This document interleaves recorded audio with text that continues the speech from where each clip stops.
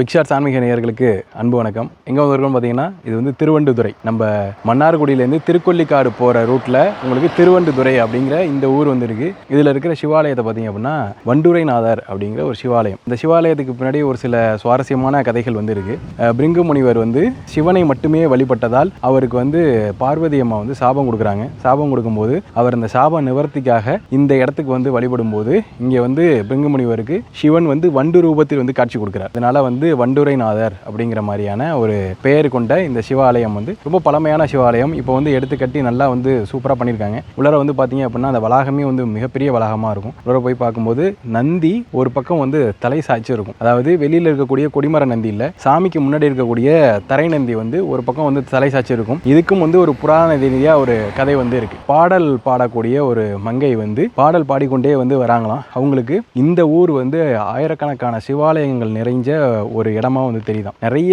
சிவனுடைய மேறுகள் வந்து தெரியுதாம். அப்போ வந்து அவங்க நல்லா பாடிக்கிட்டே வந்து வராங்க, சிவனை போட்டு வந்து பாடுறாங்க. அப்படி பாடும்போது இந்த நந்தி வந்து என்ன பண்ணுறதாம், அந்த பாடலுக்கு ஏற்ற மாதிரி முகத்தை வந்து திருப்பி பார்த்துதான். ஸோ அது வந்து இன்னுமே அந்த நந்தியோட அமைப்பு வந்து ஒரு சைடு தலை சாய்ச்ச மாதிரியான இருக்கும். இது எல்லாமே இங்கே இருக்கக்கூடியவங்க தற்சமயம் எங்களுக்கு சொன்ன தகவல்கள். இது வந்து நெட்லேருந்து எடுக்கல. இது வந்து இங்கே இருக்கவங்களே வந்து சொன்னது. நீங்கள் உலர போகும்போது வண்டுரைநாதரை பார்க்கறதுக்கு முன்னாடியே வந்து வாசலில் நீங்கள் நின்று வழிபடுற இடத்துல நந்தி இருக்கும். அது வந்து ஒரு சைடு தலை சாய்ச்சிருக்கும். காரணங்கள் வந்து புராண ரீதியான காரணம் அப்படிதான் வந்து சொல்றாங்க. அதேமாரி கோயில் வளாகத்தில் நீங்கள் நவகிரகங்களை பார்க்கலாம், பைரவரை பார்க்கலாம், அது பின்னாடி வந்து முருகனை பார்க்கலாம், பிள்ளையார், இந்த மாதிரி சன்னிதிகள் எல்லாமே நிறைந்தது. தலைவிரிச்சமாக வில்வ மரம் இருக்கும். வில்வ மரத்துலையும் பார்த்தீங்க அப்படின்னா சாதா வில்வமும் இருக்கும், மகா வில்வமும் இருக்கும். ரெண்டுமே நீங்கள் வந்து இந்த இடத்துல பார்க்க முடியும். இந்த மாதிரி ஒரு அழகான சிவன் கோவில். அதோடைய குளக்கரையில் தான் வந்து நம்ம பேசிகிட்டு இருக்கோம். கோடைக்காலம் அப்படிங்கிறதுனால நமக்கு வந்து இந்த குளத்தில் வந்து தண்ணி வந்து இப்போ இல்லை. ஸோ அதனால் நீங்கள் வந்து தண்ணி இருக்கும்போது இந்த சிவாலயத்தில் இது எவ்வளோ அழகாக இருக்கும் அப்படிங்கிறதையும் நீங்கள் வந்து பார்க்கலாம். ஸோ இந்த மாதிரி இந்த வண்டுரைநாதரை நீங்கள் வந்து வழிபட்டிருக்கீங்களா அப்படிங்கிறத கமெண்ட் கீழே வந்து